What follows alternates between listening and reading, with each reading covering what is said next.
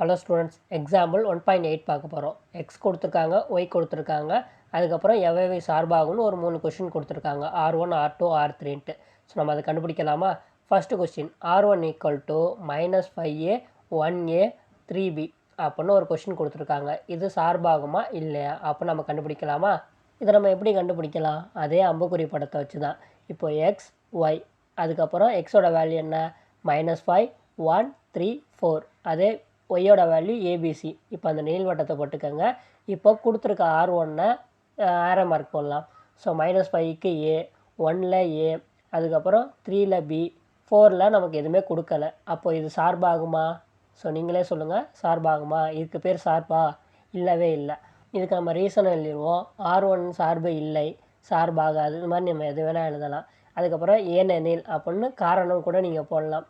So ஏனெனில் எக்ஸில் 4 என்ற உறுப்பிற்கு நிழலுரு இல்லை, எனவே இது சார்பாகாது. அவ்வளோதான். ஸோ இந்த மாதிரி எழுதிட்டோம் அப்படின்னா இது கம்ப்ளீட். ஸோ ரெண்டாவது கொஷின் பார்க்கலாமா? ஓகே, ரெண்டாவது கொஷின் என்ன கொடுத்துருக்காங்க?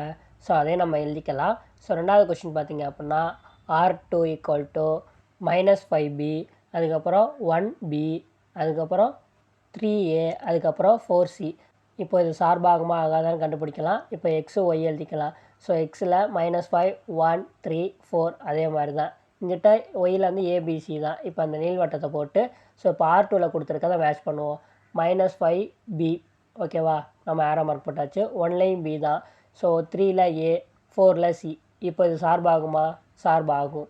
ஏன்னா நான் சொல்லியிருந்தேன், எக்ஸில் உள்ளது கொஸ்டின்ஸ், ஒயில் உள்ளது ஆன்சர்ஸ்.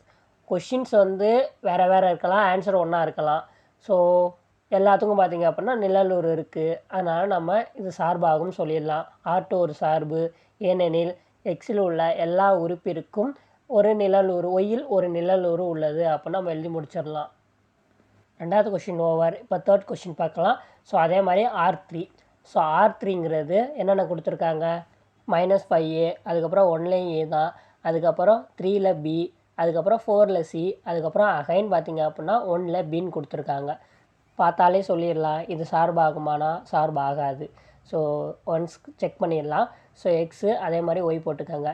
ஸோ இப்போ அதோட வேல்யூ -5 1 3 4, அதுக்கப்புறம் அவ்வளோதான். ஒன்று அகைன் சேர்க்கக்கூடாது. ஸோ இதுக்கு ஒரு நீள்வட்டத்தை போட்டுடலாம். அதே மாதிரி ஒய்யில் பார்த்திங்க அப்படின்னா ஏபிசி. இப்போ நம்ம மேட்ச் பண்ணலாம். -5ல் ஏ, ஸோ அதுக்கு ஒரு ஆரோ மார்க்கு. 1ல் ஏ, அதே மாதிரி 3ல் பி, 4ல் சி. ஸோ இந்த மாதிரி நம்ம மேட்ச் பண்ணிடலாம். அதுக்கப்புறம் 1ல் பார்த்திங்க அப்படின்னா பின்னு கொடுத்துருக்காங்க. இது சார்பாகுமா? சார்பாகாது. நான் ஏன்னா முன்னாடியே சொல்லியிருந்தேன், எக்ஸில் உள்ளது ஒவ்வொன்றும் தனித்தனியாக இருக்கணுமே தவிர ஒன்று வந்து ரெண்டோட ஆயிருக்கக்கூடாதுன்னு நான் சொல்லியிருந்தேன். அப்போது R3 வந்து சார்பாகாது. ரீசன் நம்ம எழுதிடலாம். ஸோ ஏனெனில் 1 என்ற உறுப்பிற்கு 2 நிழலுரு உள்ளது, எனவே இது சார்பாகாது அப்படின்னு நம்ம எழுதி முடிச்சிடலாம். ஸோ ஏதாச்சும் உங்களுக்கு டவுட் இருந்துச்சு அப்படின்னா மறக்காமல் கீழே கமெண்ட்ஸில் கேளுங்க, நான் ரிப்ளை பண்ணுறேன். இதோட நோட்ஸ் பார்த்தீங்க அப்படின்னா நான் டிஸ்கிரிப்ஷனில் கொடுக்குறேன், அதை யூஸ் பண்ணிக்கோங்க. ஸோ அதை பார்த்தீங்கன்னா உங்களுக்கே ஒரு ஐடியா கிடைக்கும். இல்லை புக்கில் சம் இருக்குது, அதை கூட நீங்கள் ரெஃபரன்ஸாக எடுத்துக்கலாம்.